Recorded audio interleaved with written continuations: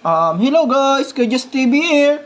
So, sa video ito, isasama ko ulit kayo sa Newbie Gaming and papakita ko sa inyo yung mga gaming slot ng Hoxo Gaming. So, under ng Hoxo Gaming. So, andito na po lahat, ang favorite ng lahat. Ito, Wanted or Dead or a Wild. So, ayan, Dart Unit, Double Rainbow. Diyan, nagbibigay talaga yan. Grabe yan. So, andyan na guys, pili na lang kayo sa mga gusto nyo laruin.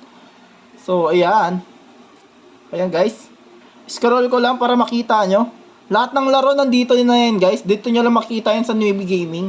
So sa ibang slot, sa ibang company, wala po yung ibang laro dyan kasi tinatanggal po nila. So ayan guys. Pili na lang po kayo sa mga gusto nyo laruin. So inuulit ko, nandyan po yung player link natin sa comment section. And click and register na lang po kayo. Ayan guys. So under po ng Hoxo Gaming yan guys ha. So for more information and kung may concern man kayo, message nyo lang po ako dito sa Kajus TV. Punta lang po kayo kay Just TV and message nyo lang po ako para ma-assist ko po kayo. Yun lang guys.